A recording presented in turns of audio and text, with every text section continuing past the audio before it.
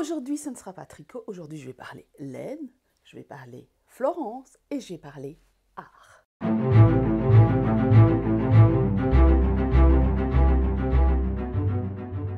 Bonjour à tous, bonjour à toutes. Ici, c'est Christelle Nioul, Cristal LK, designer tricot. Et ceci n'est pas un podcast. Ceci ne sera pas un podcast. Ceci sera un vlog. Enfin, non, pas un vlog parce que je n'ai pas parlé dans les rues florentines en vous racontant que j'ai vu ci, j'ai vu ça, etc. J'ai fait quelques vidéos de Florence puisque je suis allée à Florence. Et si vous me connaissez depuis longtemps, si vous m'écoutez depuis longtemps, vous savez que moi je cherche toujours les liens qu'il existe entre notre artisanat, notre art qui est le tricot et le passé, l'influence qu'a eu le passé, l'influence qu'a eu la sociologie, l'influence qu'ont eu les ethnies, les pays sur notre façon et notre art en particulier. Alors, à Florence, j'ai fait, vous voyez ici, quelque chose qui est en rose corail et en blanc.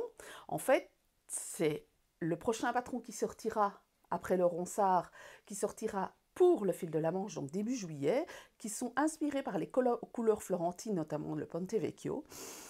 J'ai voulu faire un châle inspiré de Florence et surtout de l'art de la Renaissance. Et donc, ce châle a été pris en photo à Florence et ce sera un châle très travaillé avec du jacquard central et puis des bubbles et un peu de mosaïque. Et on termine par des pampilles et une grande bordure ici en bubbles, mosaïque et pampilles. Alors, pourquoi ça? Qu'est-ce qui m'a inspiré ça? En fait, c'est le printemps de Botticelli. Vous savez, moi, j'aime beaucoup l'art, et j'aime beaucoup l'art surtout nouveau, et tout ce qui se rapporte à la Renaissance. J'aime moins l'art très cadré, très mathématique, entre guillemets, tel que l'art déco, ou l'art romain. Moi, je suis très dans les circonvolutions, dans les fleurs, dans les animaux, etc. Donc, ça se rapporte très fort à l'art florentin et notamment l'art nouveau. L'art nouveau, c'est fin du 19e siècle, début du 20e. L'art renaissance, c'est plutôt 13e, 14e siècle. Donc, non, 14e, 15e siècle plutôt. Donc, voilà. Et c'est une des raisons pour lesquelles moi, je suis fanat et je rêvais d'aller à Florence, c'était de pouvoir découvrir le berceau de la Renaissance. Et donc, ici, je vais parler de en quoi la laine a eu un impact sur l'art florentin et pourquoi est-ce que c'était un des arts majeurs de Florence. Lorsque vous vous promenez dans les rues de Florence, il suffit de lever les yeux ou regarder devant soi pour constater à quel point cette ville est empreinte d'art et d'artisanat. Florence, c'est la ville de naissance de Gucci et de Ferragamo. C'est un haut lieu de la mode, du travail du cuir et de la gastronomie. Et ceci est dû en partie à une longue histoire de luxe, de textile et de richesse. La fabrication d'étoffes de laine à Florence remonte probablement à l'époque romaine, même si on n'en retrouve pas vraiment trace. L'époque médiévale est assez peu fournie en données sur le sujet, même si on sait qu'il y avait une abondante main-d'œuvre experte en foulage et en teinture des étoffes. Ce qui est certain, c'est qu'au début du XIVe siècle, l'industrie de la laine était déjà un des piliers de l'économie florentine. Même que pour la première partie du siècle, il est difficile de se faire une idée de la taille exacte du secteur, en raison de la rareté des sources des guildes, à l'exception des sources réglementaires, de la rareté des livres de comptes ou des recensements fiscaux et du silence de la législation publique. Les chercheurs ont dû s'en remettre à des témoignages de chroniqueurs, à chercher des réponses partielles dans les documents de nature commerciale ou douanière ou dans les statuts de l'Arte della Lana, la guilde de la laine, qui était une des guildes les plus importantes de Florence. À l'époque, un quart de la population florentine était employée dans l'industrie de la laine, que ce soit à la teinture, au tissage, au foulage. Au début, les matériaux bruts venaient des régions environnantes, mais très vite, les quantités de laine ne se sont pas avérées suffisantes, et les Florentins en sont venus à importer des matières premières d'Angleterre et à importer les teintures d'Asie. C'était à l'époque plusieurs milliers de kilomètres de tissus qui étaient produits sur place et vendus dans différentes maisons, élites et nobles de Florence, mais aussi d'Europe.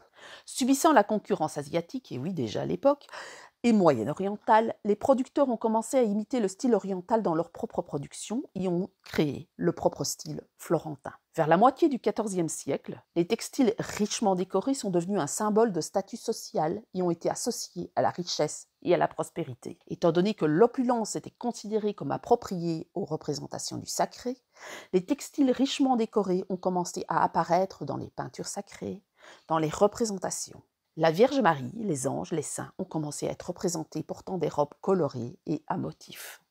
L'industrie de la laine était tellement puissante à l'époque qu'elle a été à l'origine du financement de Santa Maria del Fiore, El Duomo. D'ailleurs, vous allez trouver encore les écussons de la guilde à l'entrée de la basilique.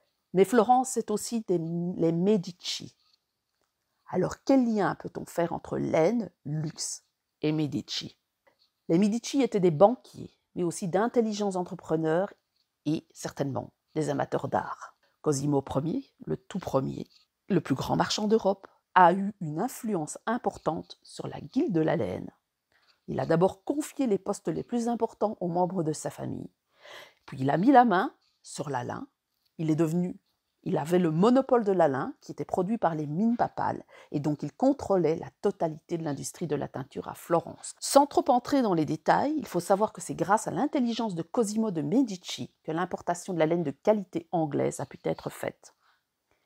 Ils ont de plus réussi à s'allier le peuple. Pour rappel, un quart de la population florentine travaillait dans le monde de la laine, en rendant l'industrie encore plus florissante et en procurant par conséquent du travail aux Florentins, tout en continuant à investir dans tout autre domaine tel que la soie. Étant tellement riches, voulant montrer à quel point ils étaient fortunés, ils ont commencé à devenir des collectionneurs d'art. Vous en avez un exemple parfait à la Galerie des Offices, où encore maintenant statues et bustes de l'Antiquité sont placés comme à l'époque, une mise en scène soignée pour impressionner leurs invités. Ils ont aussi investi dans des créateurs, tels que, pour n'en citer qu'un, Michel-Ange. Bon nombre de peintres ont donné un coup de neuf à de vieux motifs. Ces motifs ont été employés dans le textile, ils ont été tissés et ont fait de magnifiques étoffes et de magnifiques soieries. En conséquence, on peut dire qu'une grande partie de ce qui fait Florence, le berceau de la Renaissance aujourd'hui, a été impacté par les guildes marchandes, et notamment la guilde de la laine, de la draperie et de la soie, un peu plus tard. En conclusion, donc j'espère que cette vidéo vous a plu. Elle est relativement courte. Je vous ai fait quelques vidéos de mes promenades dans Florence et des musées que j'ai visités. On a quand même visité plus de 13 musées. Ça bouge un petit peu parce que je n'avais pas de stabilisateur. Je suis désolée si ça vous a gêné. J'espère que la voix off ne vous aura pas posé de problème. Donc, j'en referai peut-être de ce genre de vidéo. N'hésitez pas à mettre ça en commentaire. La semaine prochaine, ce sera une vidéo classique avec les mêmes conseils. Vous verrez bien ce qui arrivera de toute façon.